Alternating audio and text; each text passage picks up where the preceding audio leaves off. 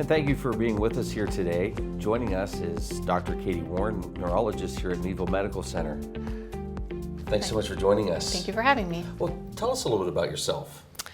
So I'm from Fredonia, New York, near Buffalo. I went to Allegheny College here in Meadville, so I had some connection to the area.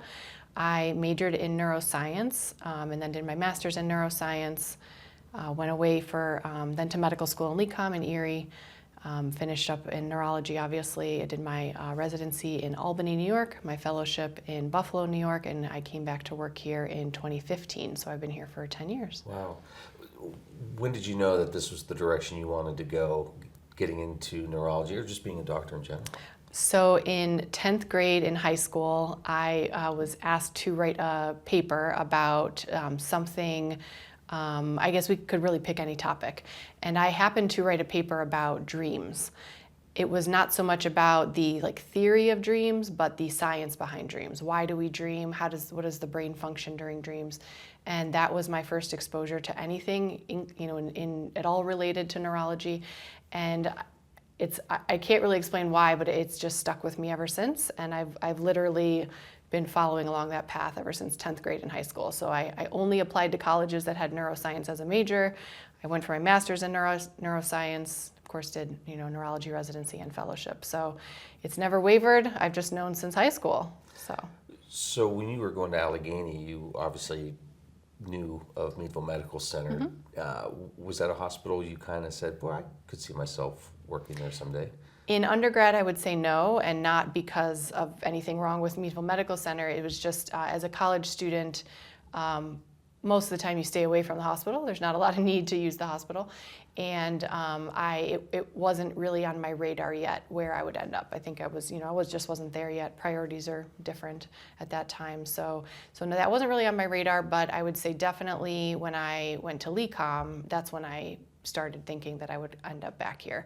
I did several rotations here at Meadville Medical Center when I was a student. So I've kind of came full circle and came on back. What kind of stood out to you where you just thought, yeah, this is where I'd like to be? So I definitely, on a personal level, wanted to be in a smaller town for my family. My husband and I have two kids. They're 10 and 13. And of course, when I came here to live, they were 0 and 3. So we wanted to raise our family in a smaller town. We actually live in Edinburgh, so I drive into work. I also definitely wanted to work in a smaller hospital. I've never been drawn to the bigger hospital systems.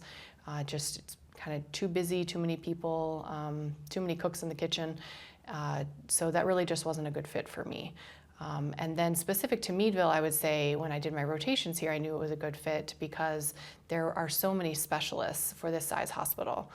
And I really had a good exposure to different ways of doing things and different types of specialties.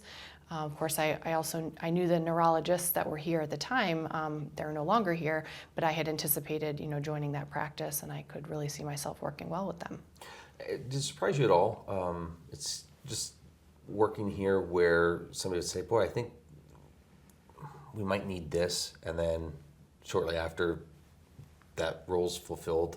It just seems like Meadville Medical Center does a really good job at listening to patients, seeing what the needs are in the community, and addressing it. So specific to neurology, I would say that there is a very big need for neurology in any hospital system. However, there aren't a lot of us, so it is hard to get enough in one area. Fortunately, we actually have 3 neurologists now, which is quite a bit for our size hospital. When I started, there were 2 other neurologists at the time, but again, they had kind of gone separate ways by the time I got here when I started. So I do think they're certainly listening to what the community needs and trying to provide those resources in the community, but it is hard sometimes to get certain specialists in the area. There's either not a lot of them, or there isn't maybe a connection to this area. It's certainly hard to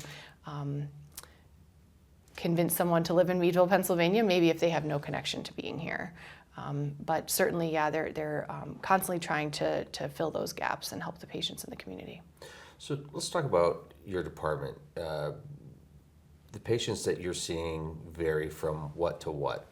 So we see all neurology patients here in Meadville. My partner, 2 other partners and I, we do see any type of neurologic concern.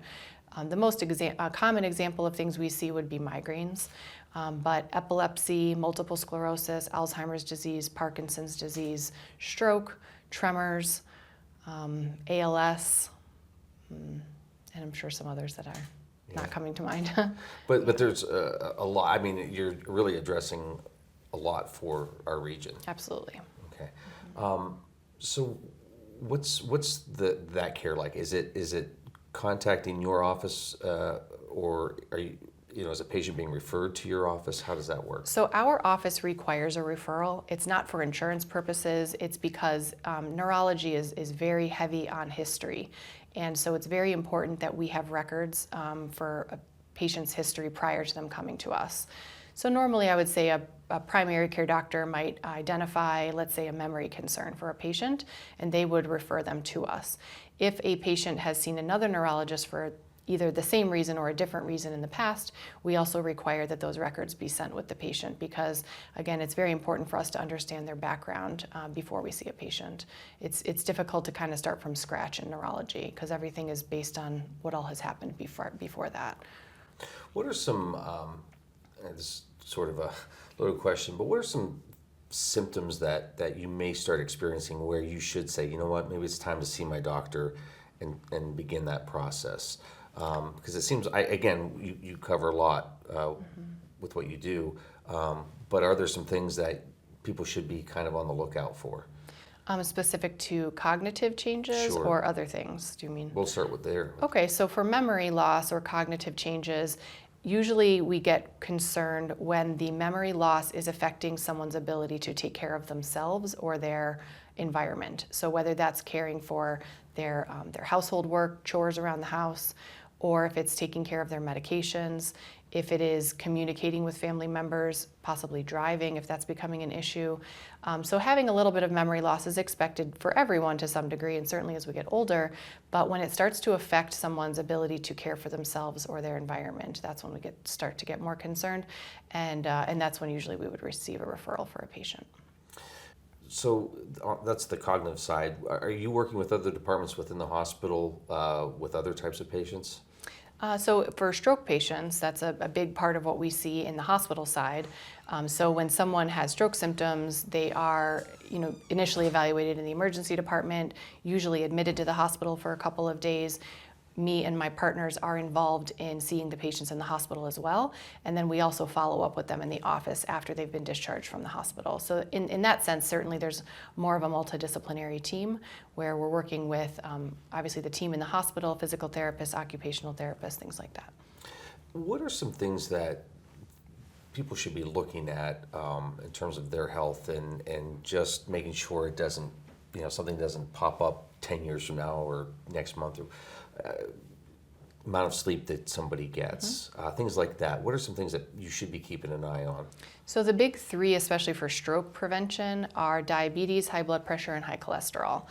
They are known over the years, if not controlled, to cause strokes and heart attacks, another problem as well. So if someone can keep those under good control preceding, like you said, in the 10 or 20 years leading up to that, hopefully we can prevent that from happening in the first place. So those would be the big three. As you mentioned, sleep is certainly important.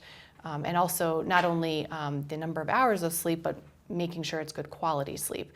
So one of the things that we're seeing a lot more of is obstructive sleep apnea.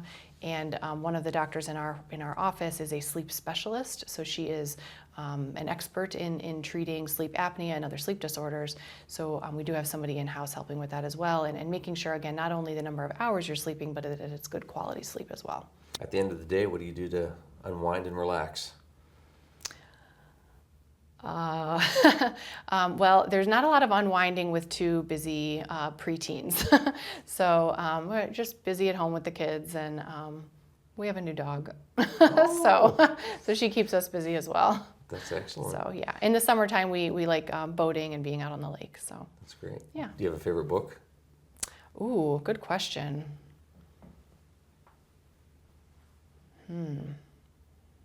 I do read quite a bit. My favorite, I'll go this. My favorite author is Jodi Picoult, and so pretty much anything she's written is my go-to for reading. Go-to music. Ooh, music. Counting Crows. that Okay. ages me. That was my favorite band in high school, and I am going to see them this summer. Oh, nice, nice. Yeah. How about favorite movie? The Notebook. Okay, Alzheimer's, love story, there you go. Yeah. Well, we greatly appreciate your time. It was a Thank real you. pleasure. Nice to meet you. And thank you for joining us as well.